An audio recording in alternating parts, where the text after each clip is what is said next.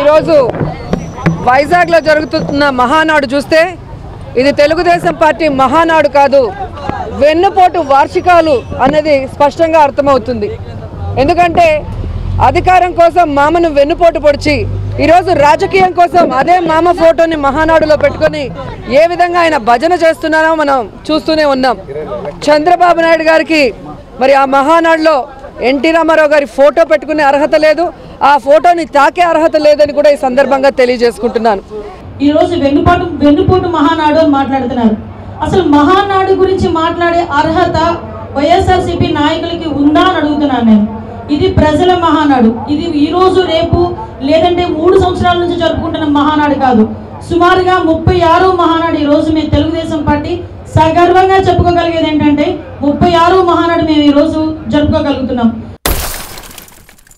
ఈరోజు రాజకీయం కోసం ఎన్టీ రామారావుని పొగుడుతున్నారే, అదే నోటితో మరి చంద్రబాబు నాయుడు గారు ఏ విధంగా ఎన్టీఆర్ దగ్గర నుంచి ఆ పదవిని లాక్కున్నారు, ఆయన మానసిక క్షోభకి గురై ఏ విధంగా మరణించారన్న విషయాలు కూడా మాట్లాడుకుంటే బాగుండేది. ఈరోజు సమాజమే దేవాలయం, ప్రజలే దేవుడు నినాదంతో బయటకు వచ్చిన పార్టీ తెలుగుదేశం పార్టీ అయితే, నువ్వు ఈ రోజు ఉంటున్న పార్టీ తండ్రి చనిపోతే తండ్రికి దహనకాండ చేయాలని మినిమం కామన్ సెన్స్ కూడా లేకుండా సంతకాల సేకరణతో ముఖ్యమంత్రి అవ్వాలని తపనతో పెట్టిన పార్టీ వైఎస్ఆర్సీపీ పార్టీ.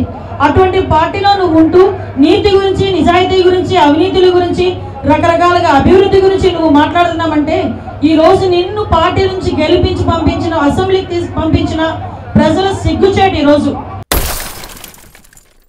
ఈరోజు ఏ ఆశయాలతో అయితే ఎన్టీఆర్ గారు తెలుగుదేశం పార్టీని స్థాపించారో ఈరోజు ఆ ఆశయాలన్నీ తుంగలో దొక్కి మళ్ళీ ఆయన్ని పొగట్టం అనేది చూస్తుంటే ఆ మహానాడుని చూసి ఈరోజు ఎన్టీఆర్ గారి ఆత్మ క్షోభిస్తోంది, రోధిస్తుంది అనటంలో ఎటువంటి సందేహం కూడా లేదు. అసలు మీకు తెలుగు వచ్చా? తెలుగు మాట్లాడింది వినబడుతుందా? ఇలాంటి వాళ్ళని ఏమనాలంటే చెవులుండి వినలేని వాళ్ళు, కళ్ళుండి చూడలేని వాళ్ళు చాలా మంది వైఎస్ఆర్సీపీలో ఉన్నారు. వాళ్ళకి ఎప్పుడు చూసినా దాచుకోవడం, దోచుకోవడం తప్ప ఇంకోటి కనిపించట్లా. ఈ మధ్య కాలంలో పాపం కోట్లు ఎక్కువ కనిపిస్తున్నాయి వాళ్ళకి. అటువంటి వాళ్ళకి మహానాడు తాలూకా సిద్ధాంతం తెలియదు, మహానాడు తాలూకా బలం తెలియదు.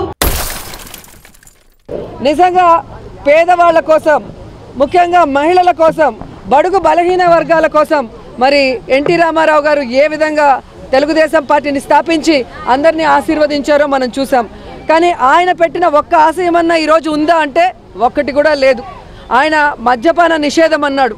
మరి ఈయన మద్యపాన నిషేధానికి గేట్లు ఎత్తేసి ఏ విధంగా వీధి వీధిన బెల్ట్ షాపులు పెట్టి ఆ ఉలికిపాటుతో ఏం మాట్లాడుతున్నారో, ఎలా మాట్లాడుతున్నారో కూడా తెలియకుండా మహానాడుకి పేరు పెట్టే స్థాయికి వారు ఎదిగారంటే అది ఒక వాళ్ళ దిగజారుడుతనానికి ఒక నిదర్శనం. ఈరోజు బతుకున్నప్పుడు ఆయన వెన్నుపోటు పొడిచి బాధ పెట్టడమే కాకుండా ఆయన చనిపోయిన తర్వాత కూడా ఆయన మీద ఎలా కక్ష సాధిస్తున్నాడు అంటే ఈరోజు ఎన్టీఆర్ గారి పేరు మీద పెట్టిన ఏ ఒక్క పథకాన్నైనా సక్రమంగా ముందుకు తీసుకెళ్తున్నాడు అంటే లేదు అనేది మనందరికీ తెలుసు. వెన్నుపోటు రాజకీయం అనేది మాకు కాదు, వెన్నుపోటు తండ్రికి, చనిపోయిన తండ్రికి వెన్నుపోటు పొడిచిన రాజకీయ నాయకుడు నీ నాయకుడు. కాబట్టి ఇవన్నీ గ్రహించుకొని మాట్లాడాల్సిందిగా ప్రత్యేకించి కోరుతున్నాం.